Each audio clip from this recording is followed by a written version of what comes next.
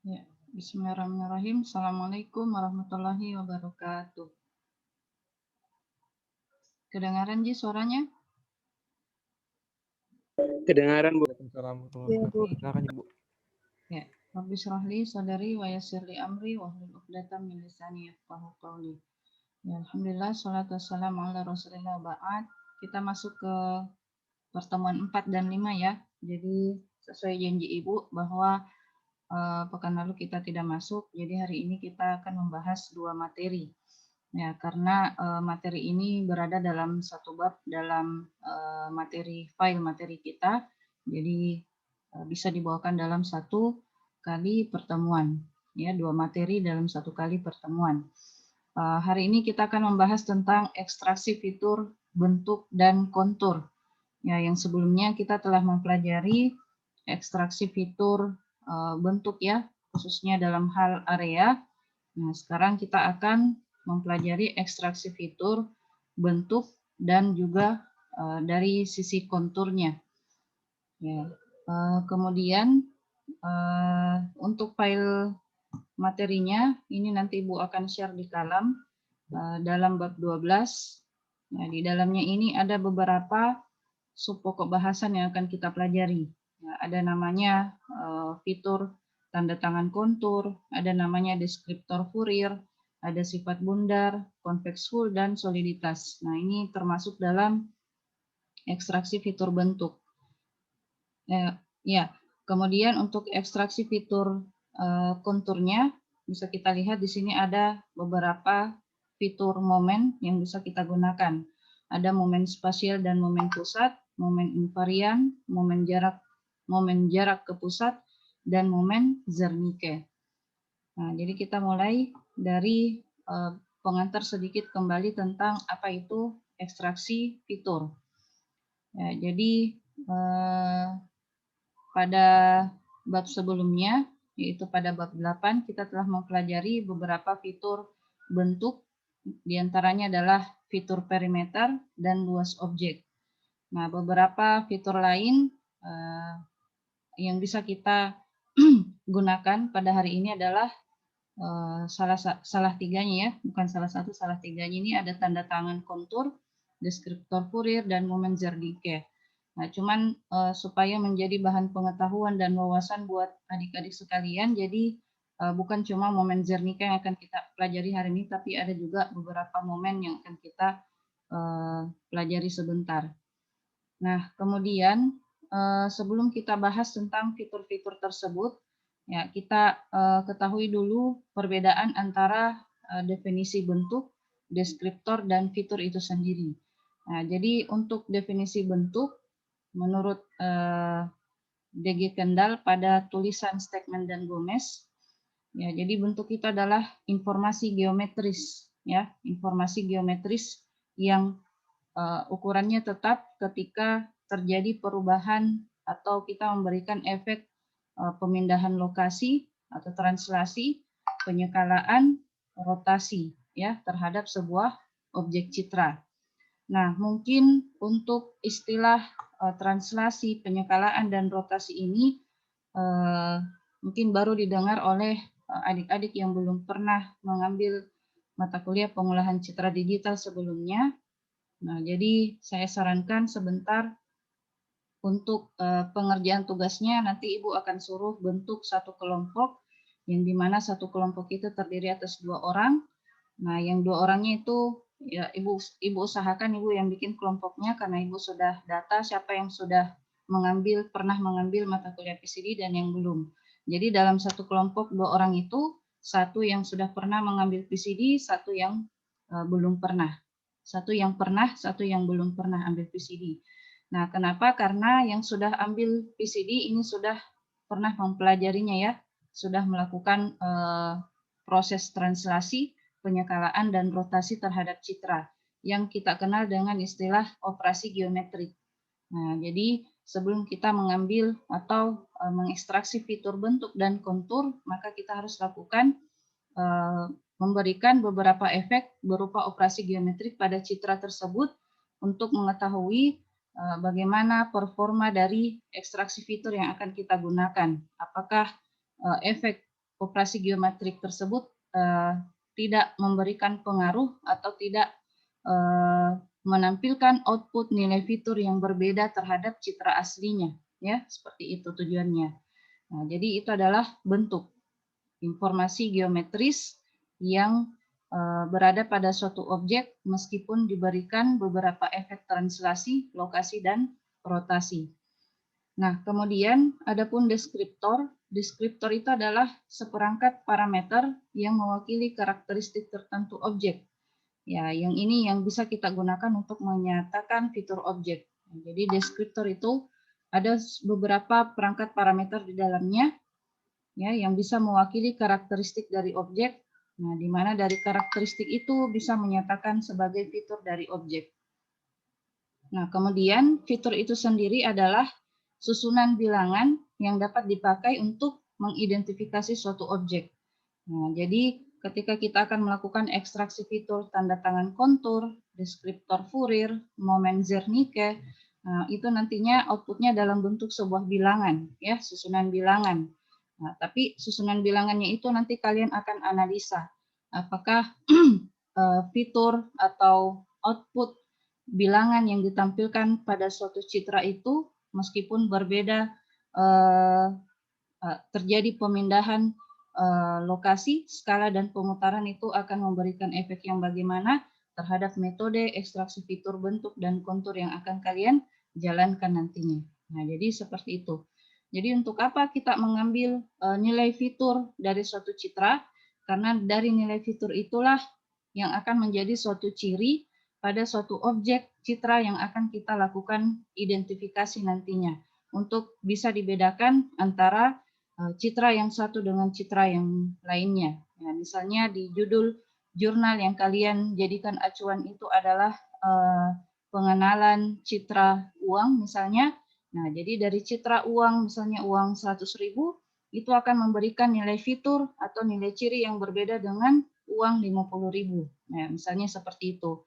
Nah, dengan cara bagaimana kita bisa melanjutkan ke tahap pengenalan, yaitu ketika kita telah mencobanya dengan beberapa metode ekstraksi fitur yang akan kita pelajari hari ini, yang dari fiturnya itu tidak memberikan nilai yang berbeda ketika diberikan beberapa efek operasi geometrik, ya, seperti itu. Nah, jadi itu tujuan kita hari ini. Nah, bagaimana itu efek dari translasi, penyekalaan, dan rotasi? Nah, ini salah satu gambarannya.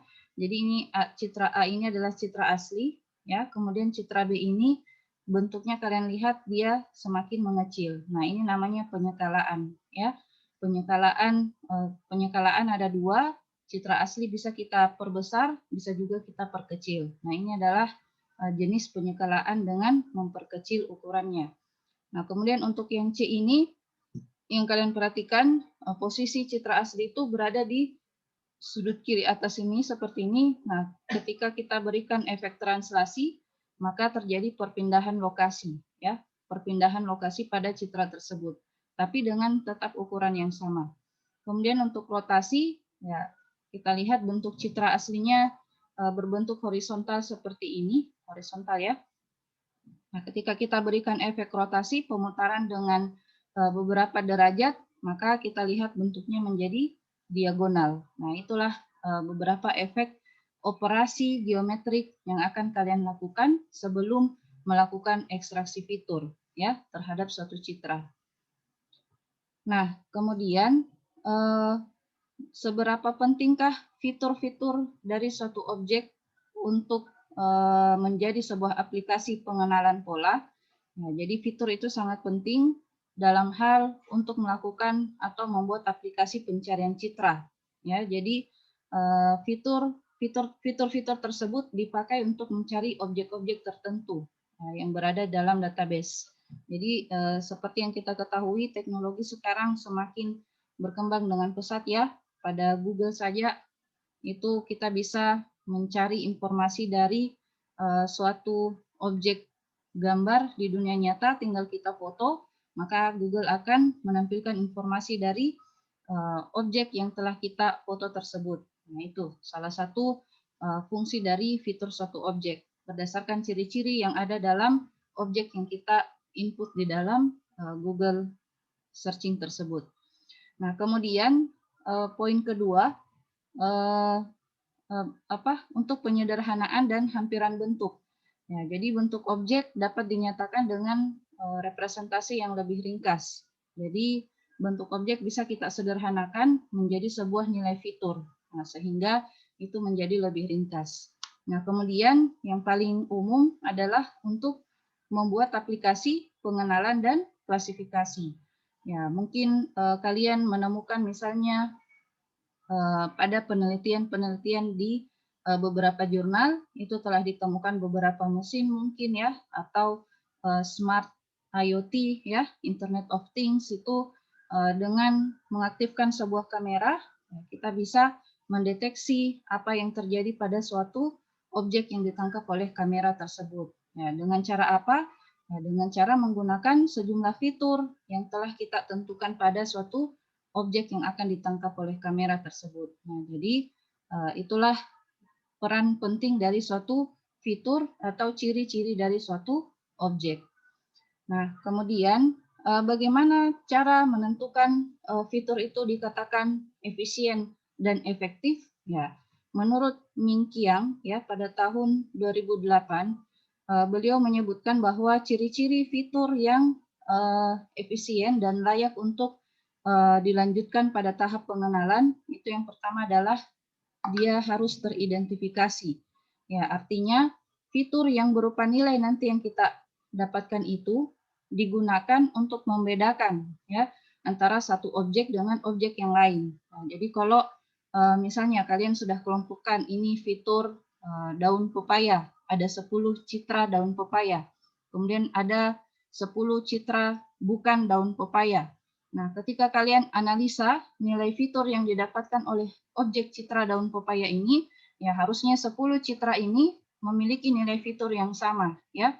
Nah, kalaupun dia berbeda, ya paling berbeda 0,00 sekian, ya di belakang dari 2 angka digit di belakang koma. Nah, seperti itu. Tapi minimal 2 angka di belakang koma, ya 2 digit di belakang angka koma itu harus sama antara 10 citra yang sama, ya. Nah, begitu juga dengan ketika kita melihat nilai fitur pada citra bukan pepaya. Nah, harusnya dia berbeda dengan nilai fitur citra pepaya. Nah, kalau sudah seperti itu, menampilkan nilai fitur yang berbeda, maka itu sudah termasuk fitur yang efisien. Nah, kemudian yang kedua, bagaimana fitur itu dikatakan efisien? Yaitu ketika dia tidak dipengaruhi oleh operasi geometrik ini, translasi, rotasi, dan penyekalaan.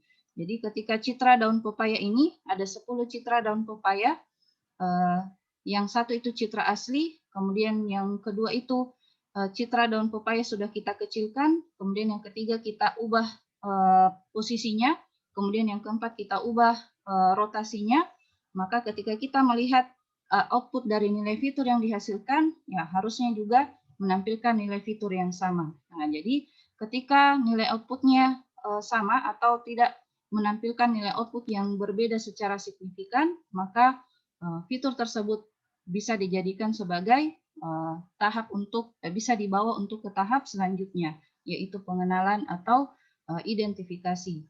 Nah, kemudian yang ketiga, tidak bergantung pada affin. Ya, affin ini sebenarnya tidak kita pelajari ya, jadi minimal ini saja dulu ya, tidak terpengaruh oleh efek operasi geometrik. Dan yang selanjutnya adalah tahan terhadap derau.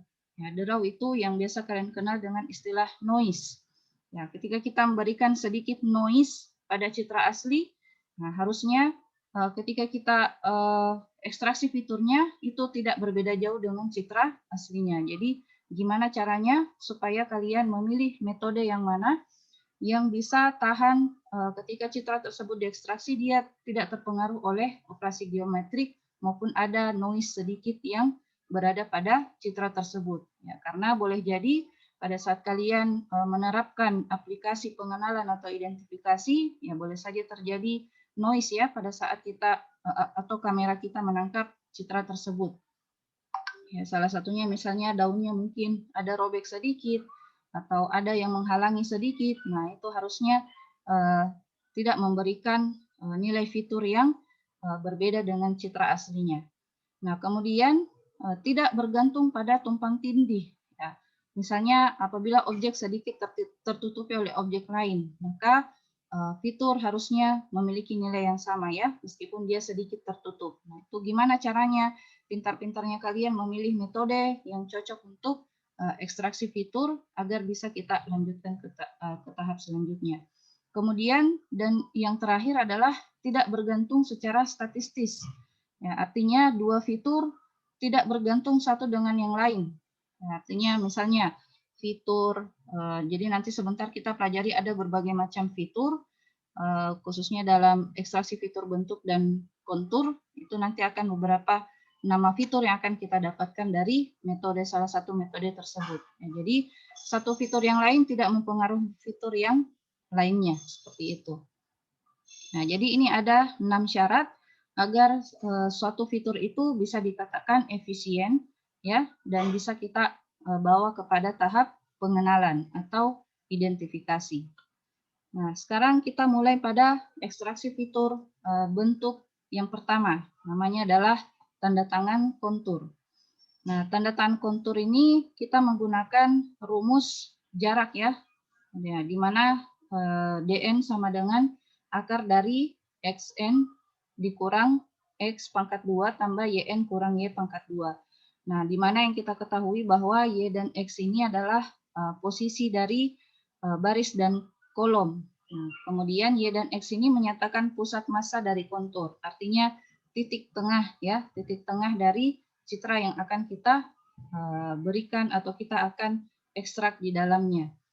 Nah, kemudian dilanjutkan dengan rumus berikutnya, di mana dari rumus tersebut bisa kita hitung berapa jarak antara jarak pusat tadi ya, pusat massa dengan diameter pada beberapa titik kontur pada suatu citra.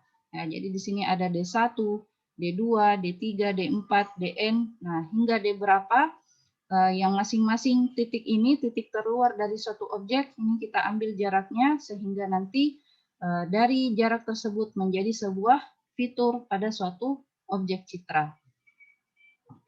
Nah, kemudian, ya, jadi seperti ini kita perhatikan untuk, kita lihat dulu hasilnya ya. Kita lihat dulu contoh hasil pada citra ikan 1. Ya, jadi perhatikan ini ada ikan 1, ikan 2, ini terjadi perpindahan ya. Jadi ini jenis ikan yang sama, tapi hanya terjadi perpindahan posisi atau translasi. Kemudian ikan 4 ini dia berputar berarti terjadi efek rotasi. Ikan 5 ini terjadi noise, kita berikan efek noise.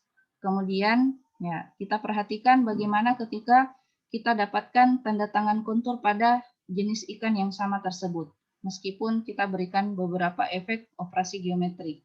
Nah, perhatikan secara histogram, jadi namanya histogram ya, diagram batang dari suatu objek citra. Nah, perhatikan ketika kita dapatkan histogram dari semua citra tersebut, menampilkan beberapa tampilan histogram, yang dimana kesimpulan dari tanda tangan kontur ini bahwa untuk terjadi atau untuk efek translasi tidak memberikan perubahan ya, tidak memberikan perubahan histogram. Sementara kalau ketika dia dirotasikan itu terjadi perubahan histogram. Kemudian ketika diberikan noise ya lebih-lebih lagi perbedaannya. Jadi kesimpulannya untuk ekstraksi fitur tanda tangan kontur ini dia dia tahan terhadap efek translasi atau perpindahan posisi dari objek citra asli. Tapi ketika diberikan rotasi dan noise itu tidak memberikan nilai output yang sama dengan citra aslinya. Nah, jadi seperti itu kesimpulannya. Ya. Nah, kemudian adapun algoritmanya bisa kita lihat di sini bagaimana perhitungan fitur menggunakan metode tanda tangan kontur. Ya, jadi di dalam langkah-langkahnya ini ya, di dalamnya kita menggunakan salah satu algoritma namanya inbound tracing, inbound tracing ini adalah deteksi tepi dari suatu citra. Nah, kemudian ditambahkan variabel bantu yang bernama zoom untuk menyimpan jumlah piksel dari batas atau deteksi tepi pada citra tersebut. Nah, berapa jumlah piksel pada tepi objek citra tersebut disimpan pada variabel zoom. Nah, kemudian XP dan YP ini untuk menentukan di mana pusat massa dari objek tersebut. Nah, kemudian kita hitung jarak antara piksel batas itu yang di tepi-tepi citra dengan titik pusat massa dengan rumus tanda tangan kontur tadi yang di depan, ya, yang DP, jarak. Kemudian setelah dihitung menggunakan perulangan dari dari tepi batas pertama hingga batas yang terakhir, kemudian dikembalikanlah nilai dari total jarak tersebut ke function tersebut untuk menjadi output pada ekstraksi fitur tanda tangan tersebut. Nah, adapun functionnya ini bisa kalian copy, ya, kemudian bawa ke dalam MATLAB. Tampil di MATLAB-nya Ibu. Tampil di Dek. Halo. Iya Bu, tampil Ji. Oke. Nah, jadi ini listingnya. Tinggal kalian copy ke dalam jendela editor, lalu kalian save dengan nama yang sama. Nanti kalau kalian save itu dia akan otomatis menampilkan nama tanda tangan. Itu tolong jangan diubah-ubah, ya. Nah, jadi silakan save dengan nama tanda tangan .m. Kemudian pemanggilannya silakan ikuti seperti yang ada dalam file materi. Nah, ini untuk citranya kita konversi dulu, ya. Kita konversi dari citra skala keabuan ke citra binar. Nah, tolong ikuti ini listingnya, diikuti dengan berapa nilai konversi yang kita berikan. Nah, kemudian yang kita konversi itu adalah citra grayscale, bukan citra RGB, ya, tapi citra grayscale. Nah, setelah itu ini kita copy, kemudian bawa ke dalam command window. Nah, setelah itu untuk pemanggilan function tanda tangannya seperti ini. X sama dengan tanda tangan dalam kurung variabel baca konversi citra tadi yaitu EMG.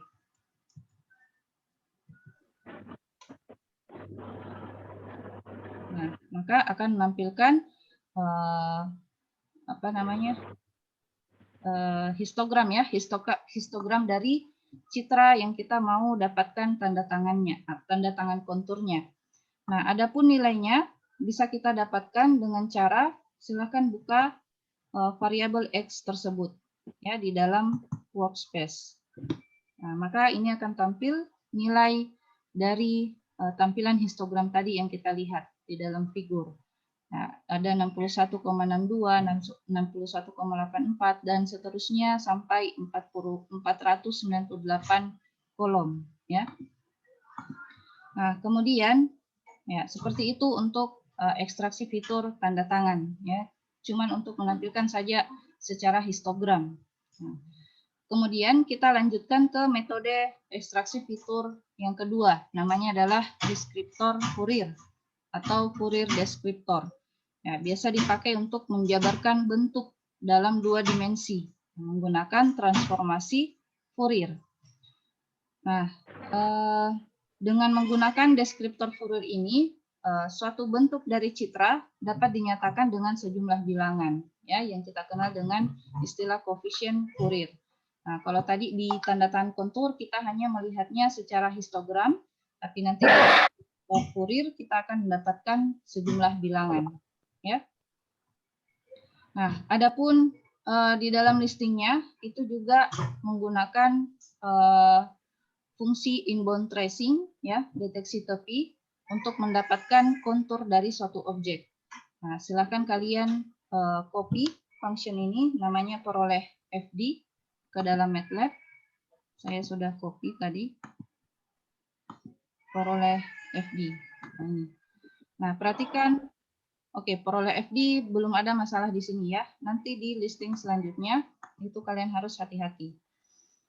Nah, untuk mendapatkan nilai bilangan fitur Fourier tersebut, nah itu menggunakan rumus transformasi Fourier ya.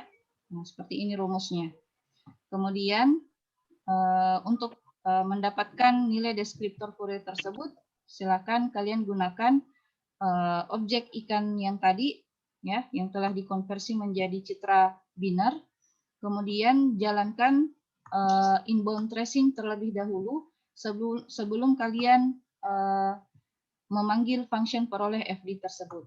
Nah, jadi hati-hati di sini ya. Jadi silakan kalian jalankan function inbound tracing. Nah, inbound tracing ini ada di dalam materi sebelumnya, ya, di ekstraksi fitur bentuk atau area. Silahkan cari nama fungsinya inbound tracing.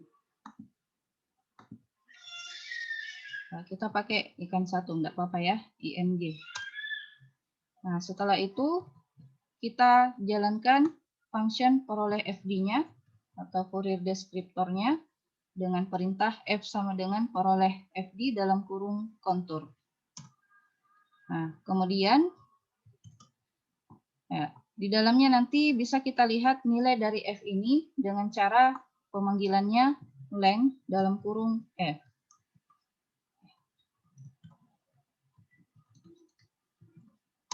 Nah, maka akan tampil nilai Fourier deskriptor pada citra ikan1.png.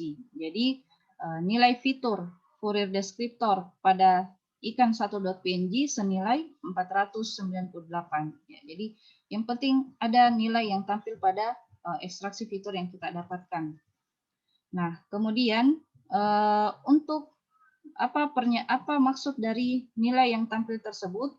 Jadi nilai tersebut adalah berupa deskriptor Fourier ya, yang dimana kalau kita mau ketahui ukuran dari Fourier dari suatu citra, bisa kita gunakan perintah size.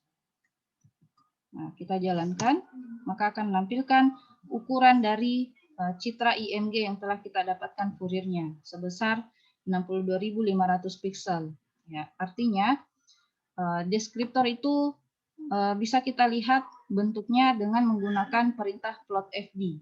Ya, silakan kalian copy ini plot FD ke dalam MATLAB untuk melihat bagaimana bentuk yang dihasilkan oleh deskriptor Fourier ini. Nah, dengan cara panggil function plot FD tersebut diikuti dengan fitur Fourier deskriptor yang telah kita jalankan tadi. Nah, maka akan menampilkan citra ikan1.png dengan jumlah deskriptor sebanyak 498. Nah, jadi maksudnya ini deskriptor adalah bagaimana dia menampilkan bentuk dari citra asli dengan sebanyak 498 deskriptor ya. Jadi kayak titik begitu, titik bentuk atau titik koordinat yang berada pada suatu objek citra. Nah, sekarang kita perhatikan bagaimana tampilannya kalau kita ubah deskriptor tersebut. Ya, dengan cara mengurangi ya, istilahnya kita mereduksi bentuk dari citra yang kita lakukan deskriptor Fourier tadi. Nah, dengan cara gunakan function fitur Fourier.m.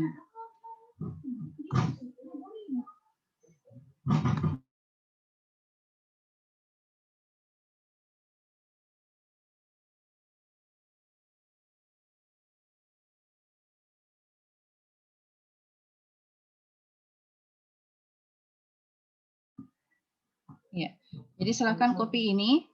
Jadi ini fitur Fourier adalah untuk bagaimana kita mengubah nilai deskriptor Fourier dari Fourier sebelumnya, ya DF sebelumnya atau FD sebelumnya dengan rumus delta sama dengan round zoom kurang n. Jadi zoom yang kita gunakan tadi, variabel zoom yang kita gunakan di deskriptor Fourier ini kita kurangi sebanyak n lalu dibagi 2. Jadi kita bagi 2 atau bagi setengahnya dari Fourier sebelumnya. Nah, kemudian hasilnya disusun ulang menggunakan fungsi ini ya, IFFT, apa namanya, Fourier transform ya, seperti itu. Nah, kemudian konsep perubahan Fouriernya atau reduksi Fouriernya itu bentuknya seperti ini. Ya, yang awalnya 8 elemen, ya misalnya 8 elemen, ketika kita reduksi dia berubah menjadi 4 elemen seperti itu dengan perhitungan delta yang tadi. Nah, bahkan dari 8 elemen ini bisa kita reduksi kembali menjadi 2 seperti itu. Jadi dibagi-bagi 2 terus seperti itu menggunakan fungsi IFFT shift. Nah, seperti itu. Kemudian untuk menjalankan reduksi fitur Fourier tersebut, ya, tinggal kita panggil saja nama function fitur Fouriernya. Ya, tapi sebelumnya kalian jalankan dulu ya, atau copy dulu function fitur Fourier tersebut. Karena kalau tidak atau belum ada di dalam MATLAB kalian, maka tidak bisa dijalankan. Nah, di sini perhatikan saya menggunakan 20 Fourier ya, yang tadinya dia 498 Fourier, kita reduksi menjadi 20 aja. Kira-kira gimana bentuknya? Kita lihat. Adapun menampilkannya kita gunakan perintah plot FD. Plot FD dalam kurung G. Nah, maka hasilnya seperti ini. Perhatikan Ki dengan bedakan Ki dengan yang tadi. Nah, pada Fourier 20 ini bentuknya itu titik-titik sudut ya, titik-titik Fourier yang didapatkan itu sebanyak 20 pada 20 dari citra asli yang kita dapatkan deskriptor Fouriernya. Nah, jadi semakin sedikit Fourier yang kita terapkan dalam sebuah deskriptor Fourier, maka semakin sederhana juga bentuk dari citra asli yang kita dapatkan. Nah, bagaimana cara perbandingannya secara nyata? Ya, silahkan kalian ubah-ubah saja di sini. Ubah-ubah saja di sini pada pemanggilan function fitur Fouriernya dengan mengubah jumlah Fouriernya ya. Yang penting jangan lewat dari 498 nilai maksimal dari deskriptor Fourier pada citra asli yang kita dapatkan. Nah, di dalam file ini telah ditampilkan beberapa Fourier ya dari masing-masing jumlah Fouriernya. Nah, ini perhatikan Ki bentuknya, ini adalah 544 Fourier. Kalau ini dia 100, ini dia 50, ini 25, ini 20. Kemudian ini 15 dan ini 10. Nah, jadi kesimpulannya apa kira-kira? Semakin sedikit Fourier yang kita terapkan pada suatu citra, maka semakin abstrak bentuknya, ya. Semakin jauh bentuknya dari citra aslinya. Nah, seperti itu. Nah, semakin banyak nilai Fourier yang kita terapkan pada suatu citra asli, semakin mendekati bentuk aslinya. Nah, seperti itu. Nah, jadi nilai Fourier ini sangat menentukan bentuk ekstraksi fitur yang kita lakukan terhadap suatu citra. Nah, seperti itu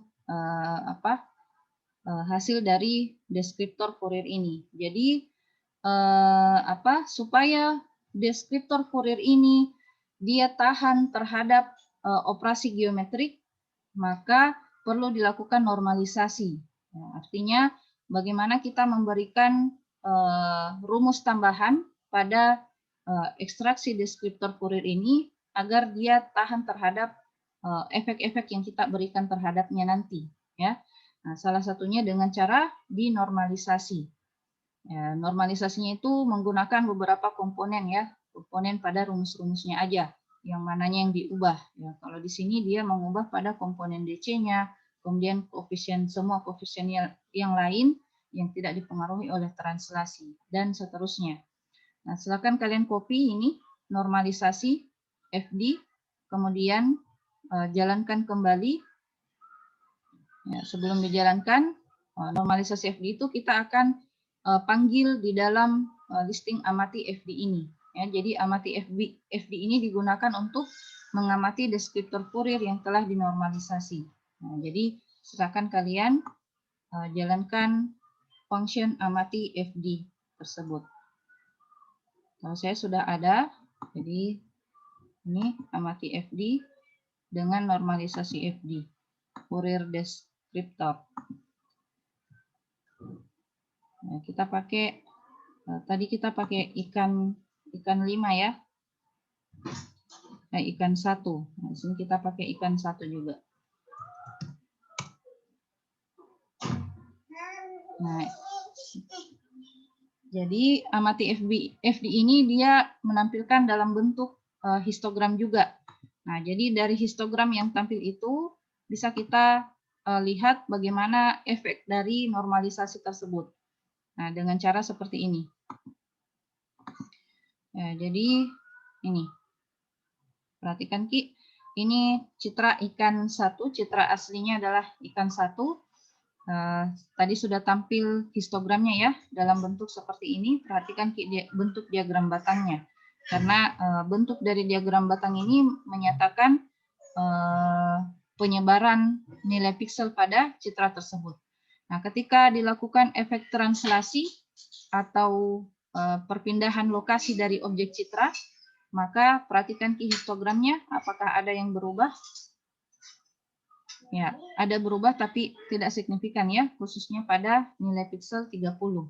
Ya, mungkin ini sama aja ya, hampir mendekati 0,4. Nah, ini dia pas di 0,4. Nah, kemudian ketika diberikan efek penyekalaan atau diperkecil, maka bagaimana histogramnya?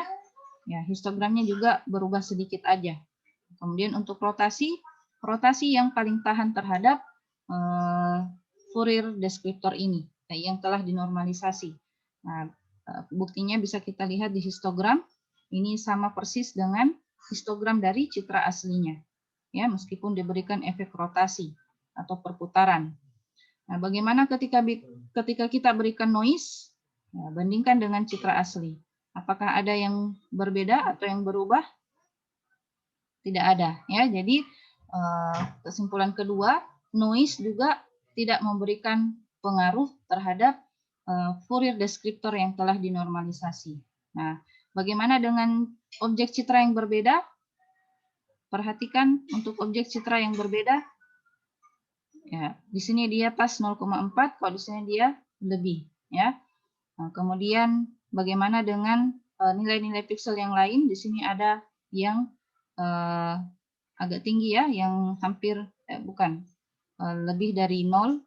Sementara kalau di citra asli di sini dia lebih pendek. Nah, berdasarkan bentuk histogram yang berada pada nilai piksel di sekitar sini, maka bisa kita simpulkan bahwa Fourier descriptor ini bisa memberikan nilai fitur yang berbeda terhadap objek citra yang lain. Jadi bisa dibedakan antara citra yang asli dengan citra yang lainnya, seperti itu. Jadi seperti itu cara kita melakukan analisa ketika kita memberikan beberapa efek operasi geometrik terhadap suatu citra asli. Ya, boleh berdasarkan histogramnya, seperti itu. Nah, itulah materi tentang deskriptor Fourier ya. Kita hanya bisa melihat dari sisi bentuknya aja atau histogramnya aja. Nah, selanjutnya metode ekstraksi fitur sifat bundar ya atau circularity-nya. Apa itu sifat bundar? Yaitu perbandingan antara rata jarak Euclid dari sentroid terhadap tepi area dan deviasi standar jarak dari sentroid ke tepi area. Nah, jadi berdasarkan dari pengertiannya ini bisa kita gambarkan dalam bentuk matematis seperti ini. Jadi sifat bundar dinyatakan dengan koefisien C sama dengan jarak Euclid dari sentroid terhadap tepi area itu diwakili dengan mu r. Lalu deviasi standar jarak dari sentroid ke tepi area itu tau r. Nah, yang mana itu sentroid? Sentroid itu yang titik pusat massa citra, yang bagian tengah-tengahnya suatu objek, ya. Kemudian yang mana itu tepi? Ya, yang di bagian tepi-tepi citra tersebut diukur berapa jarak antara sentroid dengan tepi dari suatu objek citra. Nah, begitu juga dengan deviasi standarnya, sentroid ke tepi area. Nah, kemudian Masing-masing mu R dan tau R ini ada juga rumusnya, ya, bisa kita lihat di sini. Kemudian untuk memperoleh fitur sifat bundar tersebut, silakan kalian jalankan function sifat bundar.m. Dengan syarat citra yang kita input nanti adalah berupa citra binar. Ya, adapun sebelum kita jalankan function sifat bundar ini, tolong pastikan kalian telah memiliki function centroid sebelum menjalankan sifat bundar ini. Ya, karena kalau tidak maka akan terjadi error. Nah, jadi centroid dulu yang kalian cari di bab 8 atau di bab materi sebelumnya, ya. Jadi ini ada namanya centroid.m, silakan kalian copy untuk memperoleh centroid, ya, atau titik pusat massa dari suatu objek. Kemudian copy key sifat bundar.m. Nah, ke sini. Setelah itu silakan panggil function sifat bundar.m tersebut. Ya, dengan cara seperti biasa. Ini saya sudah tadi lakukan ya pada ikan 1. Tinggal kita copy yang di bawahnya aja. Untuk pemanggilan ekstraksi fitur sifat bundar. Nah, maka ketika tampil nilai seperti ini, maka inilah nilai fitur sifat bundar pada citra ikan 1.png. Nah, kemudian jalankan perintah sifat bundar tersebut terhadap objek yang lainnya. Maksudnya objek yang telah kalian berikan efek terhadapnya, ya. Jadi ini ada ikan 1, ini citra aslinya dengan nilai fitur sifat bundar 0,20595. Nah, kemudian lakukan operasi geometrik atau berikan efek translasi terhadap citra asli tersebut. Nah, ini translasi, perpindahan posisi, ya.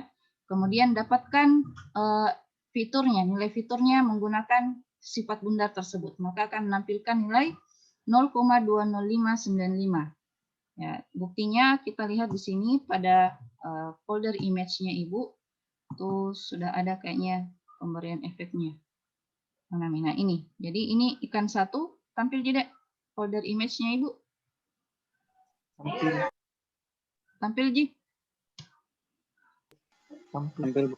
Oke. Jadi ini citra asli, ya, ikan 1 namanya. Kemudian citra kedua ini adalah citra asli ikan 1 yang telah kita berikan efek translasi, ya, perpindahan posisi.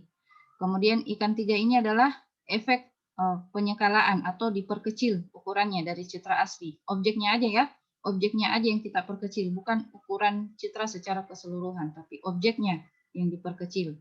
Kemudian pada ikan 4 ini kita berikan efek rotasi, ya. Kemudian pada ikan 5 kita berikan efek noise. Nah, jadi cara mengerjakan tugasnya nanti seperti itu, Dek.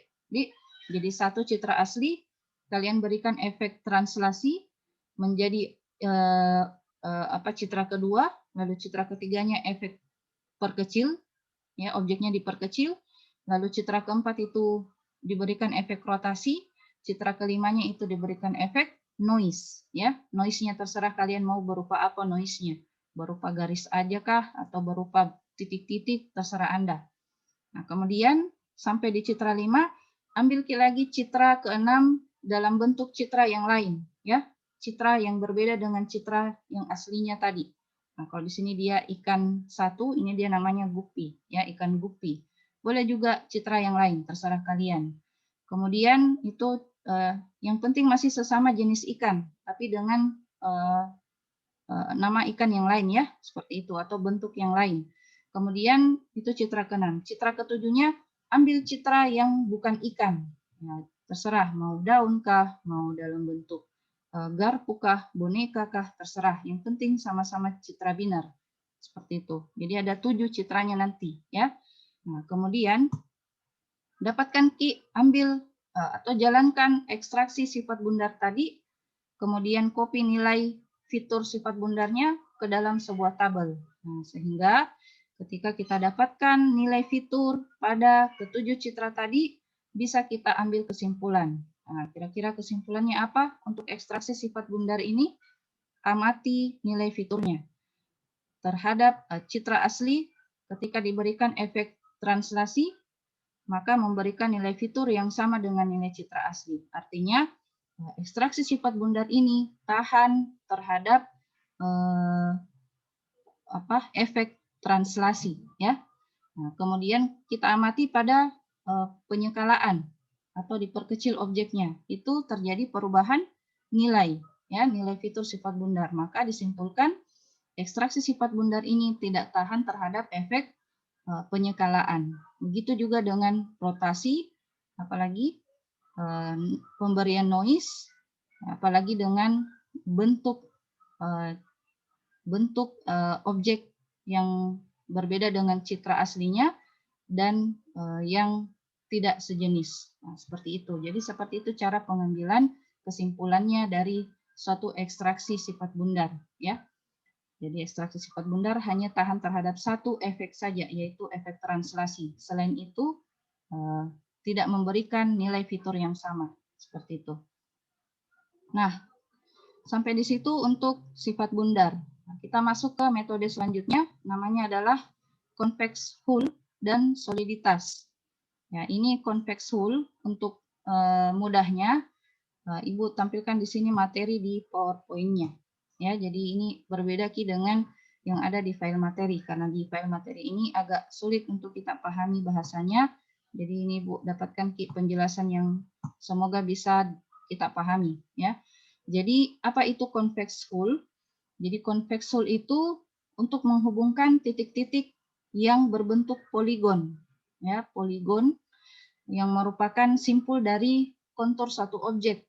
Ya, dengan menggunakan algoritma apa? Algoritma Graham-Scan. Jadi ini algoritma yang paling sering digunakan untuk mendapatkan convex hull dari suatu citra. Ya, artinya kita bayangkan pada suatu objek itu kita berikan karet gelang di sekelilingnya, ya, sehingga di sekeliling objek itu akan kita dapatkan dengan cara dihubungkan antara titik ujung atau terpanjang dari sentroid ke tepi suatu citra, dihubungkan ke titik berikutnya, berikutnya, sehingga memberikan efek berupa poligon, ya, artinya bentuk yang lebih dari poligon, banyak, ya, banyak titik, seperti itu.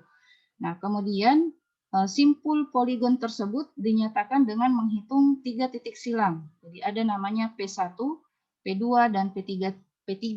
Nah, jadi dari P1, P2, P3 ini kita masukkan ke dalam algoritma Graham-Scan. Yang mana itu P1, P2, dan P3-nya? Kita lihat di sini. Nah, ini. Nah, jadi ini ada P0. P0 ini bisa disebut juga dengan titik jangkar atau pusat massa dari suatu citra. Lalu P1, P2-nya yang mana? Nah, ada di sini. Nah, ini. Ya, mula-mula. Jadi, agak lari-lari keyword-nya. Nah, mula-mula di sini P0, di sini P1. Lalu di sini P2. Nah, dibandingkan nanti jaraknya. Ketika P0 ke P1, P1 ke P2, yang mana yang lebih apa istilahnya lebih jangan dulu di sini. Nah, itu nanti kelihatan di sini. Ya, kalau untuk ini kan dia tetap diambil yang di sini karena untuk garis yang berada di sini yang terpanjang atau terjauh itu berada di titik ini. Kemudian dari titik ini dia berpindah ke garis selanjutnya yang dimana kebetulan cuma satu titik juga.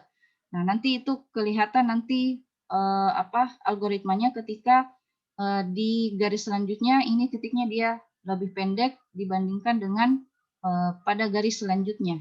Nah, maka yang dia ambil itu adalah yang terpanjang. Ya, jadi yang terpendek diabaikan lalu diganti dengan titik pada garis selanjutnya yang terpanjang. Jadi dia dilewatkan. Maka diambil garis tepi dari yang sebelumnya ke yang setelahnya.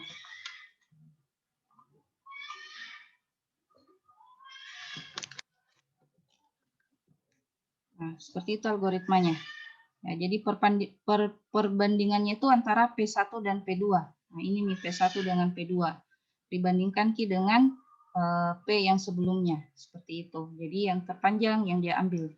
Tepi-tepi jarak dari titik pusat ke tepi yang terpanjang. Yang mana yang terpanjang itu yang dia ambil. Kemudian dia hubungkan dengan titik tepi yang sebelumnya, seperti itu. Jadi tidak terlalu banyak titik yang kita dapatkan ya, atau kita bentuk nantinya. Nah, jadi hasilnya seperti ini.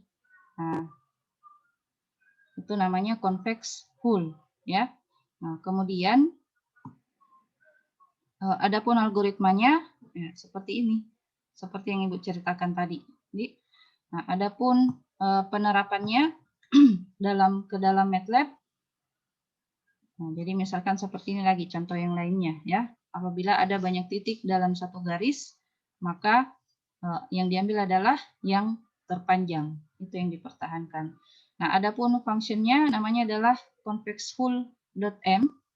Nah, cuman di sini dia namanya adalah convexfull 2. Jadi tolong samakan Ki namanya dengan nama functionnya ya, convexfull 2. Karena kenapa? Karena nanti di pemanggilannya kita pakai convexfull 2. Tapi terserah Anda mau pakai ini aja atau tidak mau gunakan angka 2-nya, itu terserah Anda. Ya, silakan copy functionnya. Ini functionnya sesuai dengan algoritma yang algoritma Graham-Scan tadi. Adapun cara menjalankannya, nah ini secara matriks. Nah, bagaimana kalau secara citra? Ini ditambahkan listing yang baru, function baru namanya testConvex.m. Nah, di dalam testConvex.m ini ada juga pemanggilan function inbound tracing atau deteksi tepi. Jadi dia tetap menerapkan deteksi tepi, tapi digabung dengan convex hull.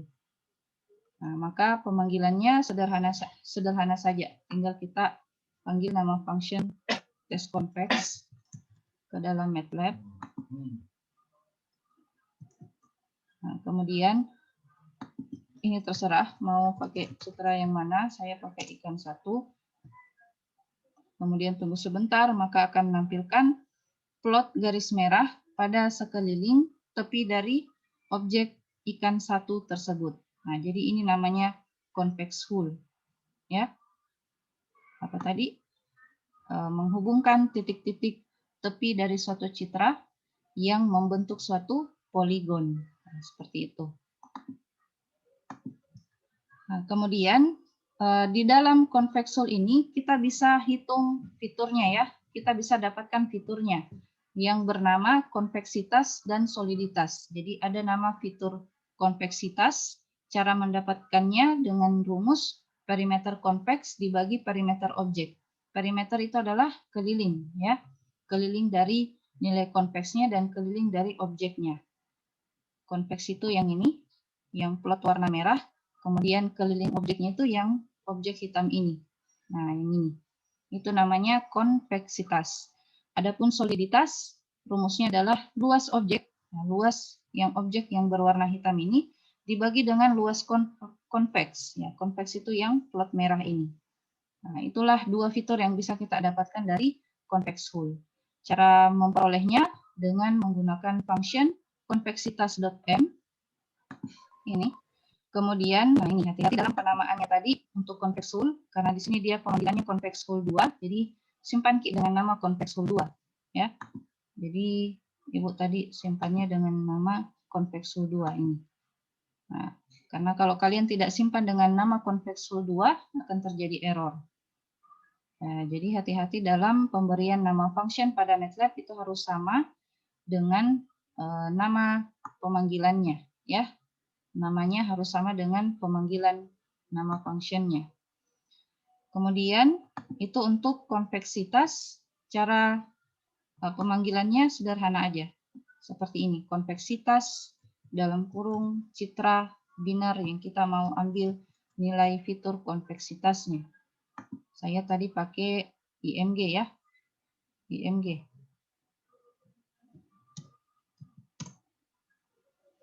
Nah, maka akan tampil nilai fitur konveksitas pada citra IMG. Nah, yang mana tadi IMG ku itu? Nah, ini ikan 1.png ya. Nah, kemudian nilai fitur yang kedua tadi apa namanya? Soliditas. Nah, namanya soliditas.m. Di dalamnya dia pakai inbound tracing dan convex hull 2 juga. Cara menjalankannya ya tinggal dipanggil aja nama functionnya. soliditas dalam kurung citra binar yang kita mau ambil fitur soliditasnya. Kenapa IMG 2? Sorry, IMG ya. Maka akan tampil nilai fitur soliditas pada citra ikan 1.png. Nah, itu silakan kalian copy nilai fitur konveksitas dan soliditasnya ke dalam sebuah tabel. Nah, seperti ini. Jadi ikan 1.png nilai konveksitasnya tadi adalah 0,8930, nilai fitur soliditasnya adalah 0,8577. Lalu begitu juga kalian lakukan terhadap citra yang sudah dilakukan efek translasi terhadapnya. Lalu perhatikan berapa nilai fitur yang ditampilkan.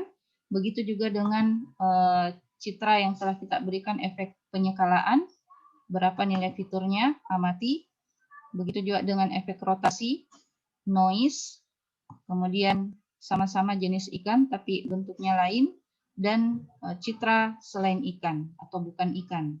Nah, sehingga dari nilai fitur yang ditampilkan dalam tabel convex hull ini, nilai fitur convex hull ini dapat diambil kesimpulan. Apa kira-kira? Convex hull tahan terhadap efek apa dan tidak tahan terhadap efek apa? Itu bisa kita lihat dari perubahan nilai fiturnya. Ya, sama ya. Nah, yang kita lihat itu adalah 2 digit di belakang koma.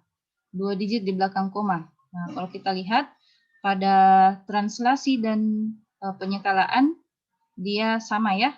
Ini 0,89, 0,89, 0,89. Soliditasnya 0,85, 0,85, 0,85. Jadi kesimpulannya, ekstraksi fitur convex hull tahan terhadap efek translasi dan penyekalaan. Sedangkan pada efek rotasi, pemberian noise dengan bentuk lain serta bukan citra tersebut atau citra asli tersebut menampilkan nilai fitur yang berbeda secara signifikan. Jadi seperti itu, tidak tahan terhadap operasi-operasi yang kita sebutkan tadi. Nah, sampai di situ untuk convex hull. Selanjutnya kita masuk ke materi momen, ya. Ekstraksi fitur kontur menggunakan metode momen. Nah, apa itu momen? Jadi pada citra digital itu yang kita ketahui ya bahwa citra digital itu adalah kumpulan nilai diskrit ya, yang dipresentasikan dalam bentuk matriks. Ya, matriks itu yang bagaimana? Yang nilainya itu seperti ini kita lihat. Nah, ini matriks terdiri atas beberapa baris dan kolom. Nah, ini yang kita sebut dengan matriks ya. Kemudian di mana M dan N itu menunjukkan banyak elemen baris dan kolom pada matriks. Nah, dalam melakukan pengenalan matriks yang mempunyai dimensi besar, nah, kalau sudah semakin besar ukuran matriksnya, pasti akan berpengaruh pada waktu komputasi dan akurasi pengenalannya. Nah, bagaimana supaya matriks yang berukuran besar nanti bisa kita kenali dengan akurasi yang baik dan waktu komputasi yang lebih sedikit, maka dilakukan transformasi ruang ya, transformasi yang tadinya dia dalam bentuk matriks kita ubah menjadi vektor, kemudian dari vektor ini kita ubah menjadi dimensi lain atau dimensi yang lebih rendah. Nah, itu yang disebut dengan momen ya. Jadi momen itu ruang dimensi di bawah dari vektor, artinya dia dimensinya lebih sedikit dibanding vektor ya. Nah, tapi informasi yang ada itu sama baiknya dengan informasi dari ruang asli atau ruang dalam bentuk matriks. Nah, jadi itulah yang disebut dengan momen. Jadi untuk ruang dimensi urutannya itu dari yang terbesar adalah matriks ya. Kemudian 3D dulu ya. 3D itu dalam bentuk 3 dimensi, kemudian matriks itu 2 dimensi, vektor itu 1 dimensi, dan momen ya, lebih rendah lagi dari 1 dimensi. Tapi sama informasinya dengan ruang yang asli. Jadi momen ini digunakan untuk memberikan waktu komputasi yang lebih sedikit dan memberikan efek pada akurasi pada tahap pengenalan nantinya, ya, apakah dia jadi lebih bagus ataukah lebih baik. Nah, adapun jenis-jenis momen yang akan kita pelajari adalah ada 4, ada momen spasial dan momen pusat, kemudian ada momen invarian, ada momen jarak ke pusat, dan ada momen Zernike. Nah, ini adalah ekstraksi fitur momen, ya. Jadi namanya ekstraksi fitur momen. Nah, adapun pembahasannya bisa kita lihat pada file berikut. Nah, ini proyeksi kita lewati aja. Nah, masuk ke momen spasial dan momen pusat. Ya, untuk rumusnya bisa kita lihat di sini. Ya, MIJ sama dengan sigma M, lalu sigma N, kemudian nilai piksel pada baris dan kolom kita kalikan dengan dipangkatkan pada sesuai dengan orde momen yang kita berikan, kemudian dikali dengan nilai pikselnya. Nah, ini posisi baris ya, posisi baris, posisi kolom, lalu dikali dengan nilai pikselnya. Nah, kemudian perhatikan pada setiap momen nanti, itu nanti ada ordenya ya. Jadi ada orde dengan nilai orde terserah, jadi 0 sampai tidak terhingga ya, untuk orde momen itu tidak terhingga, tapi nanti tolong kalian batasi supaya tidak terlalu banyak nilai fitur yang akan kalian dapatkan nantinya. Jadi orde itu bisa kita mainkan dengan cara pemberian nilai orde di sini. Boleh 0, dimulai dari 00, lalu 01, kemudian dibalik lagi jadi 10, 11, kemudian 20, 21, 22 dan seterusnya. Nah, selanjutnya untuk momen apa ini? Momen spasial. Ini momen spasial ya. Untuk momen pusat rumusnya sebagai berikut. Mu IJ sama dengan sigma M sigma N. Kemudian X dikurang X pangkat I, Y dikurang Y pangkat J, lalu dikali dengan nilai pikselnya.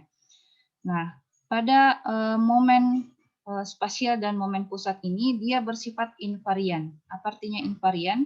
Tidak terpengaruh terhadap efek translasi. Jadi cuma tahan terhadap efek translasi.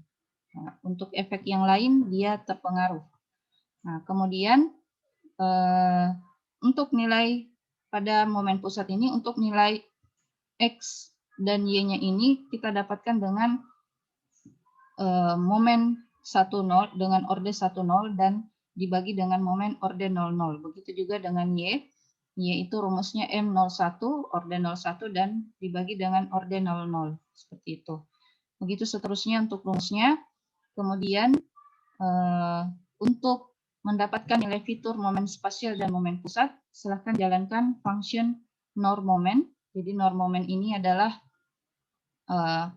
rumus untuk momen pusat ternormalisasi. Apa yang menjadi inputan? Citra binar. Kemudian P dan Q itu adalah ordenya, ya, yang seperti Ibu sebutkan tadi.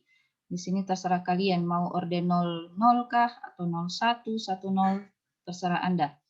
Kemudian itu normalisasi momen. Adapun momen pusatnya ada pada listing momen pusat.m.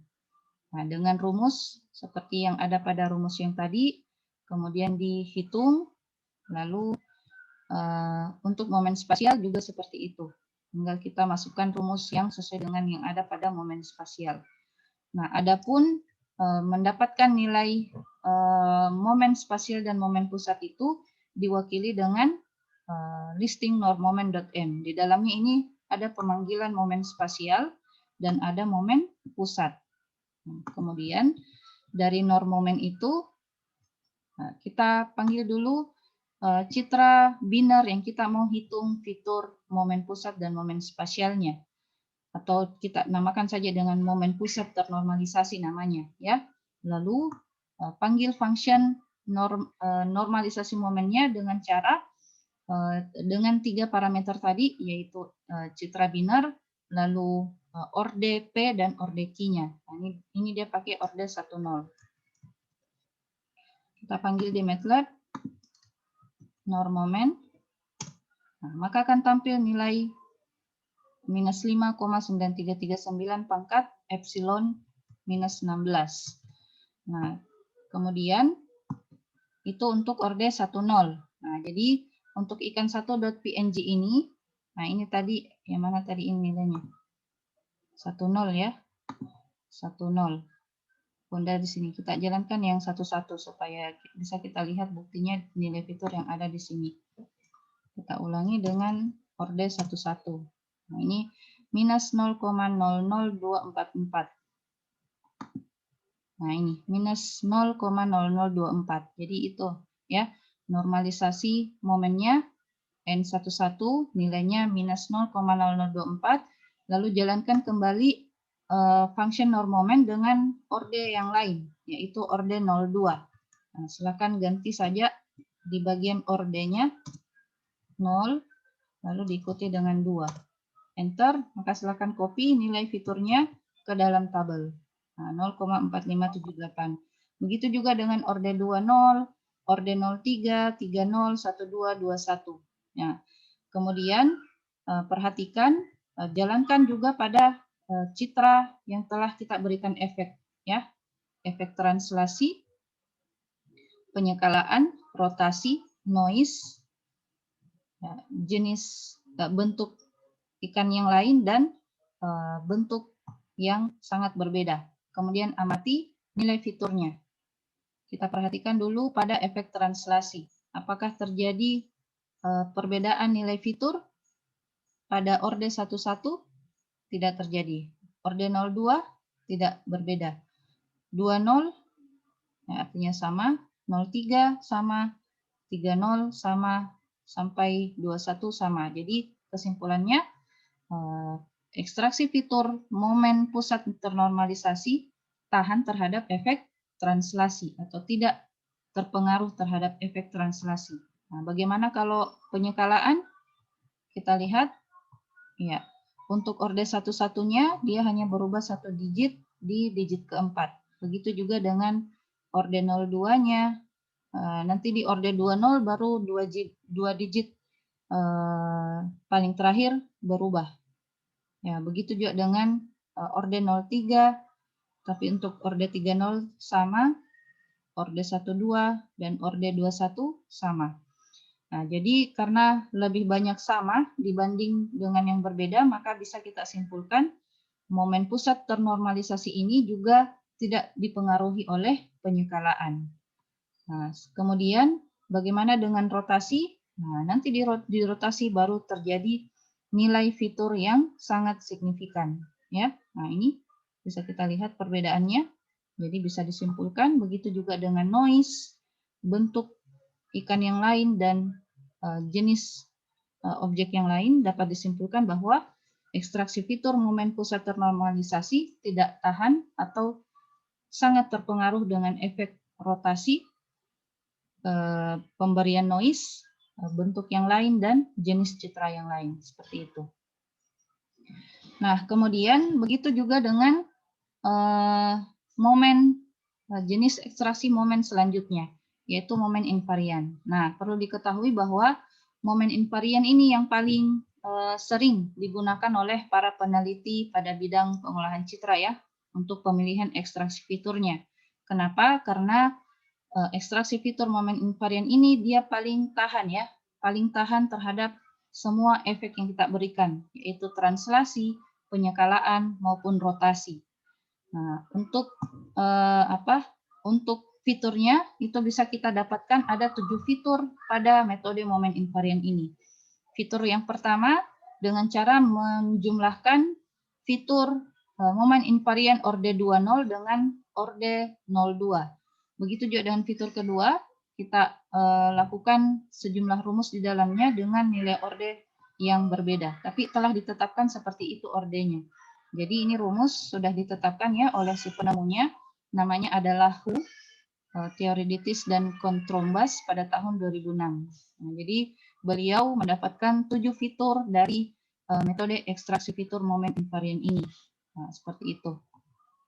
Kemudian untuk menjalankannya tinggal kalian hitung aja, tinggal kalian panggil aja nama function momen Hu. Adapun di dalam function momen Hu-nya ini sudah dipanggil normalisasi momen dengan penetapan orde sesuai dengan rumus yang di atas tadi ya. ada orde 20, 02, 11, 30, 12, 21, dan 03. Itu nanti pemanggilannya kita lakukan terhadap masing-masing fitur momen invariannya. M1, M2, ini fiturnya, fitur 1, fitur 2, fitur 3, fitur 4, sampai fitur 7. Nah, jadi invarian itu sampai 7 fiturnya. Maka nanti ketika kita panggil, itu jalankan dulu ini format longnya, karena nanti akan menampilkan nilai fitur yang banyak ya, M1 sampai M7. Nah, karena ini saya sudah jalankan tadi, tapi sebagai contoh aja, silakan kalian copy, lalu bawa ke MATLAB. Jalankan dulu format longnya, kemudian cari citra binar yang kita mau ambil nilai fiturnya, ya, jalankan. Kemudian panggil function moment who-nya yang disimpan nanti dalam variabel X. Nah, maka akan tampil 7 nilai fitur yang disimpan dalam variabel X. Ini. Nah, ini. Jadi variabel X ini berbentuk struct. Struct itu di dalamnya ada lagi matriks ya istilahnya. Jadi ada M1, M2, M3 sampai M7. Jadi ini nih nilai fitur dari momen invarian ya, momen invarian dari fitur 1 sampai fitur 7. Kemudian nilainya ini silakan kalian bawa ke dalam sebuah tabel untuk dibandingkan dengan efek-efek citra yang lain yang telah kita lakukan sebelumnya. Nah, sekarang kita amati citra asli. Ini 7 fitur aslinya. Lalu yang kita berikan efek translasi bagaimana? Sama ya? Sama persis. Kemudian untuk penyekalaan bagaimana? Ya, hanya berbeda pada 3 digit akhirnya aja. Nah, ini. Hanya berbeda pada, untuk fitur 3 hanya berbeda pada digit akhirnya. Nah, kalau seperti itu cuma berada pada digit-digit akhir, itu bisa disimpulkan bahwa tidak berpengaruh ya. Artinya momen invarian ini tidak dipengaruhi oleh efek penyekalaan. Begitu juga dengan rotasi. Ya. Nah, tidak berbeda signifikan. Nah, bagaimana dengan noise? Nah, pada noise ini terjadi untuk tadi rotasi ada ya yang sangat berbeda ini pada orde 3-nya atau fitur 3-nya. Tapi tidak menjadi masalah karena sebagian besar mirip dengan citra asli. Jadi bisa disimpulkan seperti itu. Nanti pada noise baru terjadi perbedaan. Tidak juga hampir sama nih. Jadi untuk noise juga tahan ya, tahan momen invarian, tahan juga terhadap noise. Nah, makanya kenapa momen invarian ini sangat sering digunakan pada ekstraksi fitur untuk penelitian pengenalan pola. Nanti pada bentuk yang lain baru menampilkan nilai fitur yang berbeda. Begitu juga dengan jenis citra lainnya. Nah, jadi kesimpulannya, ekstraksi fitur momen invarian tahan terhadap efek translasi, penyekalaan, rotasi, dan pemberian noise. Selain itu, dia berpengaruh ya, seperti itu. Nah, selanjutnya, momen selanjutnya adalah ekstraksi fitur momen jarak ke pusat. Nah, jadi bagaimana kita bisa memilih metode ini, yaitu ketika objek yang kita mau identifikasi itu dia hanya berupa kontur aja atau berupa bentuknya aja, tidak dari teksturnya kita mau ambil fiturnya. Maka ini bisa kita gunakan momen jarak ke pusat. Apanya yang dihitung? Yaitu jarak pusat massa terhadap titik pada kontur dari objek tersebut. Ya, kontur tadi itu adalah titik-titik tepi yang berada pada suatu objek citra. Nah, adapun rumusnya sebagai berikut.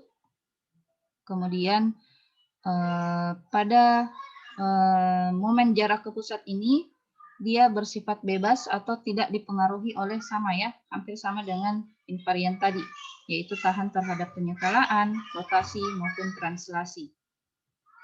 Nah, kemudian cuman ketika diambil nilai fiturnya itu pada fitur F2 dan fitur F3-nya itu tidak menunjukkan perbedaan yang signifikan, artinya hampir sama nilai fitur. Nah, supaya dia berbeda fitur kedua dan fitur ketiganya, ini seorang peneliti namanya Rangayan pada tahun 2005, dia melakukan modifikasi sedikit pada rumus F2 dan F3-nya sehingga mendapatkan nilai fitur yang berbeda antara fitur 1, fitur 2, fitur 3. Sehingga bisa kita dapatkan nilai fitur dari suatu citra. Seperti itu. Nah, kemudian adapun fungsinya, ini bisa kita lihat, m jarak pusat dot m, di dalamnya sudah ada beberapa rumus sesuai dengan yang kita lihat tadi. Kemudian pemanggilannya itu cukup satu parameter aja, yaitu citra binarnya. Nah, silakan kalian copy, kemudian jalankan dengan cara m jarak pusat dalam kurung img. Nah, maka akan tampil nilai fitur 1, fitur 2, fitur 3, ada lagi fitur 2A, fitur 3A yang sudah dimodifikasi tadi dari nilai fitur 2 dan fitur 3, dan MF-nya. Nah, kemudian kita amati, kita copy ke dalam sebuah tabel berikut dengan pada citra yang telah kita berikan efek penyekalaan, translasi, dan rotasi. Nah, maka kita amati. Bagaimana dengan efek translasi? Sama aja ya. Jadi momen jarak ke pusat ini tahan terhadap efek translasi. Bagaimana dengan penyekalaan? Ya, sama aja. Jadi momen jarak ke pusat tahan terhadap efek penyekalaan. Bagaimana dengan rotasi? Ya, hampir sama. Maka momen jarak ke pusat tahan juga terhadap efek rotasi. Bagaimana dengan noise? Ya, noise juga bisa disimpulkan tidak berpengaruh ya, artinya tahan terhadap efek noise untuk fitur momen jarak ke pusat. Nanti ketika berbeda bentuk dan jenisnya baru memberikan nilai fitur yang berbeda. Maka ketika dia sudah seperti ini, ketika fitur yang didapatkan itu tahan terhadap translasi, penyekalaan, rotasi, dan noise, maka ini bisa kita gunakan untuk ke tahap pengenalan ya, atau identifikasi, seperti itu. Begitu juga dengan momen Zernike. Nah, untuk Zernike ini dia mempunyai kelebihan. Artinya dia bersifat independen terhadap pemutaran, kemudian andal terhadap noise dan variasi minor. Artinya ada beberapa bentuk dari objek yang kita berikan perubahan sedikit ya, atau minor. Kemudian memiliki redundansi informasi yang minimum. Ya, artinya ada informasi fitur yang tidak redundan, artinya tidak berulang. Nah, namun di balik kelebihan pasti ada kelemahannya. Apa saja? Yaitu yang pertama perlu adanya normalisasi ya. Jadi ada normalisasi ruang koordinat di dalamnya, di mana harus dilakukan dulu pengubahan ke bentuk lingkaran. Nah, kemudian perlu penggunaan hampiran penjumlahan ya, mengingat aslinya itu menggunakan nilai integral. Kemudian perlu dilakukan normalisasi terhadap translasi dan penyekalaan.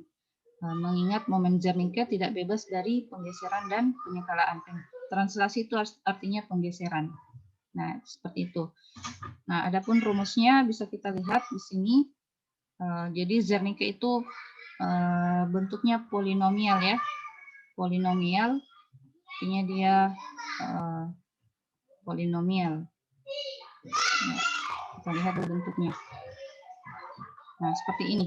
Jadi dia polinomial itu artinya kita untuk menghitung jaraknya itu kita pakai radius ya, atau berbentuk lingkaran untuk memudahkan menghitung dari sentroid. Sentroid itu titik pusat massa dengan apa tadi? Konturnya ya, titik-titik tepi objek dari suatu citra. Nah, kemudian dihitung lagi jaraknya pada polinomialnya ya, bantuan dari bentuk lingkaran pada ekstraksi fitur momen Zernike ini. Nah, sehingga didapatkan pada ekstraksi fitur momen Zernike itu ada banyak fitur yang bisa kita dapatkan sampai orde 9 ya. Ini 99 dari 00 sampai 99. Nah, kemudian ya, untuk perbedaan orde masing-masing polinomial dari Zernike itu bisa kita lihat dalam bentuk gambar berikut. Jadi untuk R00 dia posisinya di sini, R11 di sini untuk orde 11 dan begitu seterusnya sampai orde 44. Nah, untuk mendapatkan nilai fitur dari masing-masing orde bisa kita gunakan rumus berikut ya. Adapun bentuknya bisa kita lihat dalam bentuk seperti ini. Jadi 16 bentuk tadi yang orde 00 sampai 99 itu bentuknya seperti ini. Kemudian apalagi untuk mekanismenya, jadi pada perhitungan Zernike-nya itu diawali dengan citra binar, lalu dilakukan normalisasi penyekalaan dan normalisasi translasi, baru bisa dihitung Zernike-nya. Kemudian dari hasil perhitungan Zernike-nya dinormalisasi kembali untuk mendapatkan nilai final dari momen Zernike ini.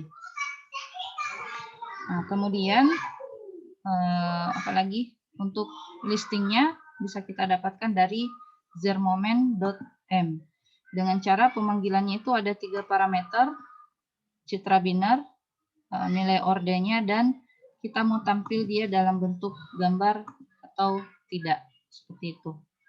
Nah, ini agak panjang ya listingnya, karena ada banyak tahapan tadi di dalamnya. Nah, adapun pemilihan ordenya, di sini bisa kalian lihat untuk orde 2 ini ya. Jadi kalau kalian pilih orde 2 berarti nilai orde 20 dan 22 nanti yang akan tampil. Kalau kalian pilih orde 3 berarti orde 31 dan 33 selain 20 dan 22 juga akan tampil orde 31 dan 33. Jadi 4 nanti yang tampil. Begitu juga ketika kalian pilih orde 4 maka akan tampil 7 nilai orde nanti, nilai fitur orde. 20, 22, 31, 33, 40, 42, 44. Nah, seperti itu. Begitu seterusnya sampai orde 9. Nah, seperti ini. Ya. Jadi kalau orde 9 kalian pilih, maka dia akan tampil dari orde 2 sampai orde 9. Ya, sampai orde 10 malah ya, ada 12. Nih, sampai orde 12. Nah, adapun cara menjalankannya, ya, tinggal kalian panggil aja Zermomen diikuti dengan berapa fitur yang kalian mau tampilkan. Sampai orde 4 kah? Atau cuma sampai orde 2 kah? Atau mau sampai orde 12? Terserah. Ibu kasih contoh sampai orde 4. Nah, tunggu sebentar.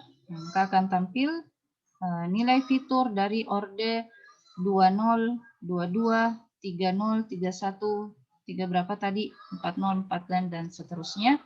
Kemudian di situ tadi tampilannya kita berikan nilai true, maka dia akan menampilkan citra yang kita ambil momen Zernike-nya. Nah, ini citra dalam kotak pembatas, artinya kita berikan kotak pembatas dulu, kemudian hasil penyekalaan dan translasinya seperti ini, ya, dinormalisasi penyekalaan dan translasi, kemudian citra dalam lingkaran ini nih yang disebut dengan Zernike, lalu digambarkan dalam bentuk histogram. Nah, histogramnya itu dia mengambil dari nilai orde yang kita tentukan tadi. Karena tadi Ibu pilih orde 4, berarti ada 7 titik yang ditampilkan. 1, 2, 3, 4, 5, 6, dan 7 ya. Dimulai dari sini. 1, 2, 3, 4, 5, 6, dan 7. Nah, jadi nilai fitur masing-masing ini ditampilkan dalam bentuk histogram seperti ini. Nah, adapun nilainya bisa kalian dapatkan di dalam variabel X. Nah, ini dia. Jadi ini nilai fitur untuk masing-masing ordenya. Ya, ordenya itu bisa kalian lihat tadi di sini. Dari orde sampai orde 4-nya aja kalian lihat. Nah, ini dimulai dari orde 2 pada 20, 22, Jadi nilai yang pertama itu ini orde 20, 22, lalu pada orde 3, 31, 33. Maka ini 31, 33, lalu sampai orde 4, 40, 42, 44. 40, 42, 44. Jadi penulisannya pada sebuah tabel jadinya seperti ini. Nah, seperti ini deh. Nah, citra aslinya ini dengan nilai Zernike pada orde 20, kita copy nilainya dari MATLAB ini 0,0716. Nah, ini tadi saya pakai citra apa ya? Ini dia nilainya, dua-duanya ini nilainya 31, 33, 40, 42, 44. Begitu juga pada yang terjadi efek translasi, kita copy nilainya sampai pada citra jenis lain. Nah, kemudian kita amati apa yang terjadi untuk mengambil kesimpulan. Untuk Untuk translasi pada momen Zernike itu sama aja ya.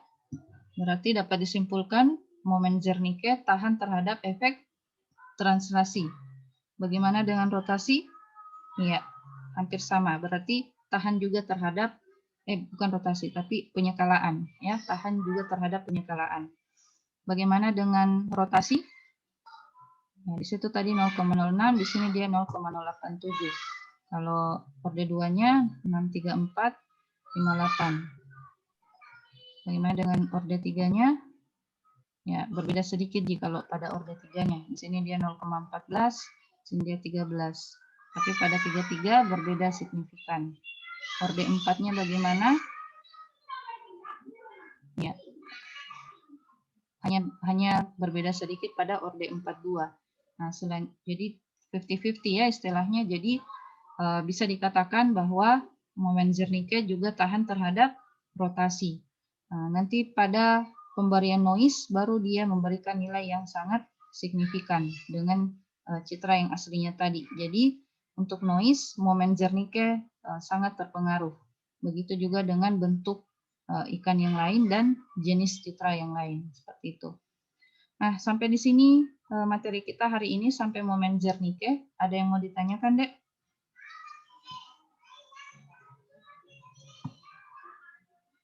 Halo? Tidak tidur Ya. gini yang lain? Enggak, Ji. Ya, bisa jadi dipahami. Jadi apa yang penting di sini adalah bagaimana kalian bisa menganalisa Ji dulu ya. Jangan mikir dulu, pahami bagaimana perhitungan rumusnya. Nanti ketika kalian sudah serius mau membuat aplikasinya baru kita pilih yang mana, metode yang mana kita mau pilih. Kemudian kita pelajari sama-sama bagaimana proses perhitungan manualnya. Ya, seperti itu. Banyak Ji di beberapa jurnal penelitiannya orang menampilkan cara perhitungan manual untuk masing-masing jenis ekstraksi fitur yang ada ya. Jadi silahkan kalian lakukan dulu semua metode ekstraksi fitur tersebut, lalu analisa bagaimana ketahanannya terhadap citra yang kalian miliki, apakah terpengaruh pada saat diberikan efek translasi, penyekalaan, rotasi, noise, maupun perbedaan bentuk dan jenis, sehingga kalian nanti pada akhirnya bisa memilih satu metode ekstraksi fitur yang bisa kalian bawa menjadi sebuah judul pada tugas besarnya nanti ya, pada mata kuliah pengenalan pola ini. Nah, kalau tidak ada Ji yang mau ditanyakan, seperti penyampaian Ibu tadi bahwa pada tugas ini kita kerjakan secara berkelompok ya, 2 orang. Nanti Ibu atur yang dimana 2 orang ini terdiri atas 1 orang yang sudah pernah ambil PCD dan 1 orang yang belum. Nah, jadi silakan bagi tugas siapa yang akan mengerjakan nomor 1, nomor 2, yang dimana nomor 1-nya itu lakukan dulu operasi geometrik terhadap objek citra Anda. Nah, karena kalian 2 orang berarti 2 citra yang berbeda toh, karena masing-masing punya judul. Toh? Nah, jadi silakan kerjasama bagaimana kalian menghasilkan satu tugas yang di dalam tugas itu akan menampilkan 2 objek citra yang berbeda karena kalian 2 orang, jadi 2 juga objek citra yang berbeda. Lakukan dulu operasi geometrik terhadapnya. lakukan operasi translasi dulu, kemudian berikan operasi penyekalaan, perbesarkah atau perkecil, kemudian berikan rotasi dan berikan noise. Nah, contohnya seperti ini tadi. Nah, ini ada citra ikan, diberikan efek translasi seperti ini bentukannya. Ini perkecil, penyekalaan dengan cara perkecil. Ini rotasi, ini pemberian noise. Kemudian tambahkan 2 citra dengan bentuk yang lain, tapi dari jenis yang sama, kemudian jenis yang berbeda. Jadi ada berapa citra, Dek? 1, 2, 3, 4, 5, 6, 7 untuk satu objek. Ya. Kemudian objek yang keduanya juga seperti itu. Jadi misalnya orang pertama ini dia ikan, orang kedua dia daun. Ya. Jadi ada daun asli, kemudian daun kedua itu diberikan efek translasi, daun ketiga diberikan penyekalaan, daun keempat rotasi, daun kelima diberikan noise, lalu daun dengan jenis yang berbeda, kemudian jenis citra yang berbeda dari daun. Paham Jaki nomor satunya ini, Dek? Paham Jaki? Halo? Iya, Bu. Iya. Nah, Sama. ya, setelah kalian dapatkan nih itu semua citranya, lalu jalankan semua listing ekstraksi fitur bentuk dan kontur yang kita pelajari hari ini. Ya, dimulai dari apa tadi? Dimulai dari di tanda tangan kontur itu tidak ada nilai fitur ya, jadi tidak usah nih.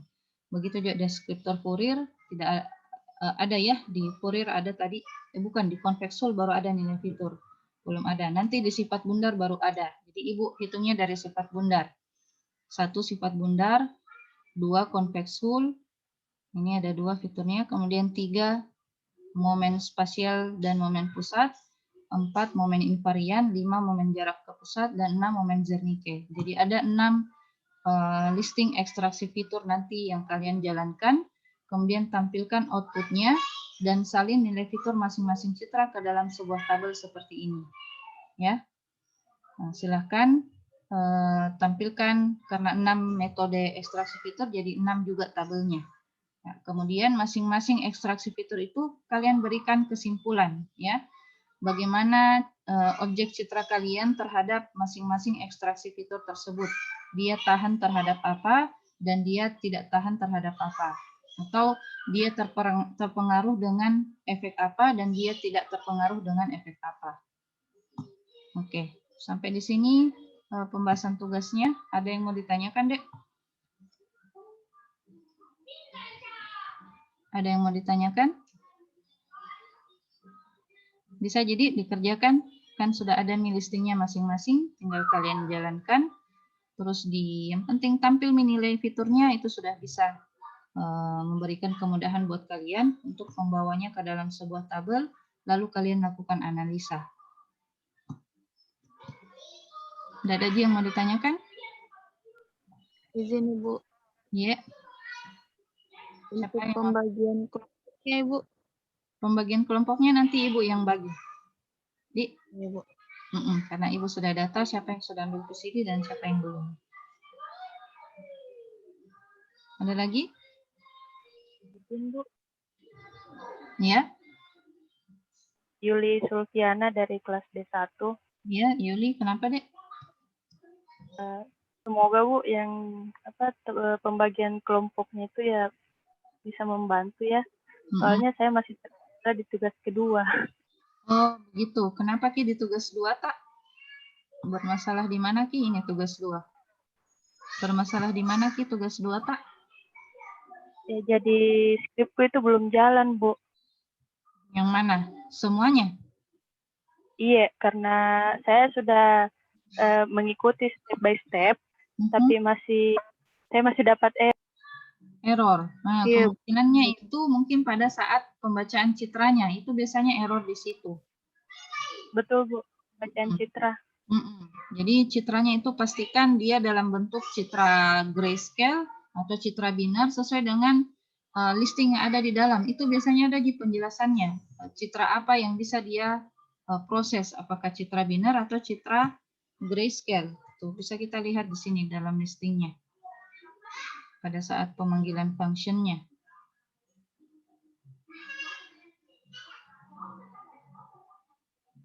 Tunggu. Ini sekali gini. Nah,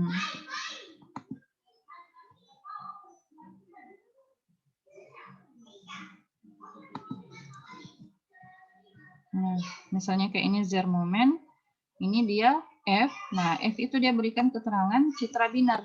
Nah, jadi pastikan citra binarnya ini telah kalian konversi sesuai dengan begini IMG tadi. Nah, ini dengan perintah seperti ini konversi citra binarnya.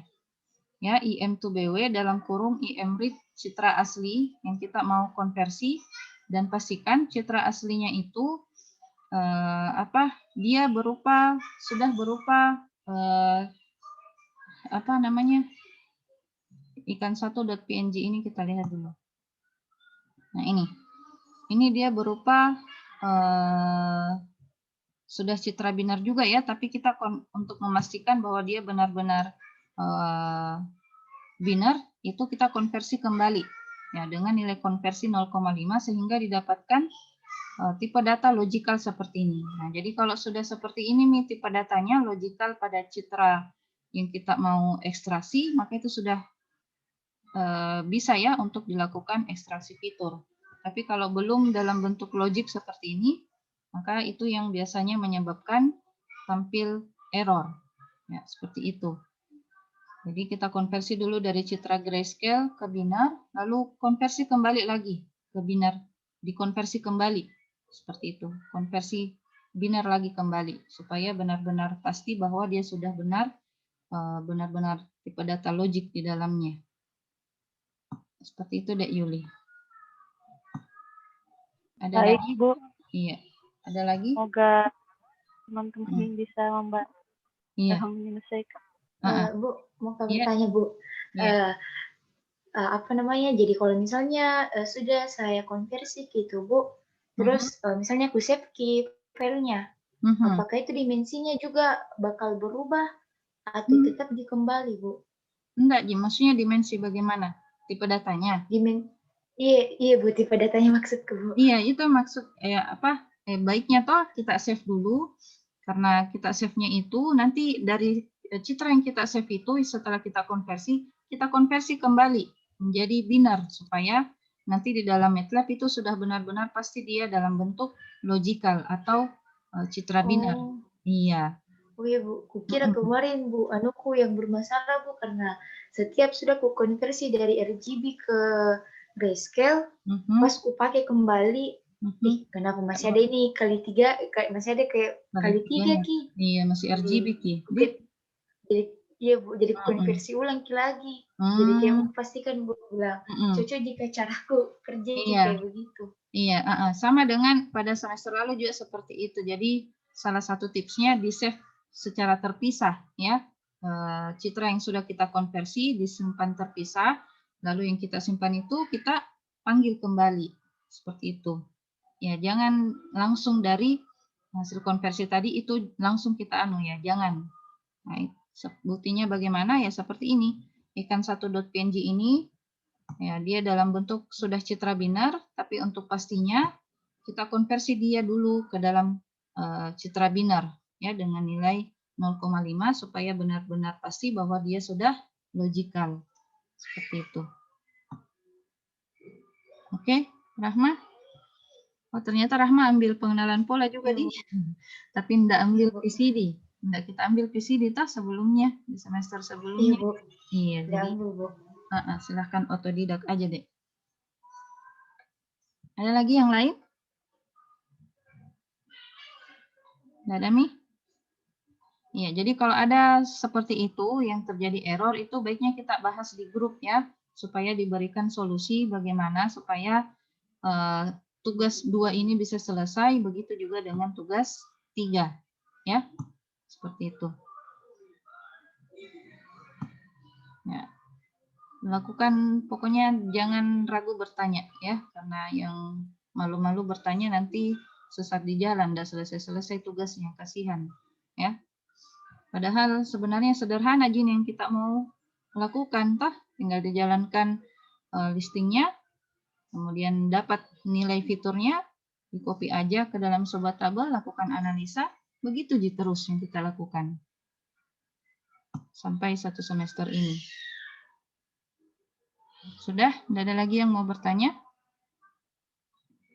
Tidak ada, Mi? Ya, kalau tidak ada, karena waktu sudah menunjukkan jam 10 lewat, sudah waktu istirahat ya. Ya, kita tutup dengan ucapan Alhamdulillahirabbil alamin dan doa tutup kafaratul majelis. Subhanakallahumma rabbana wa bihamdik asyhadu an la ilaha illa anta astaghfiruka wa atubu ilaik. Assalamualaikum warahmatullahi wabarakatuh. Waalaikumsalam. Jangan lupa absen di kalam ya. Assalamualaikum. Iya, Ya Bu, makasih Bu. Oke, nanti Bu perpanjang waktu.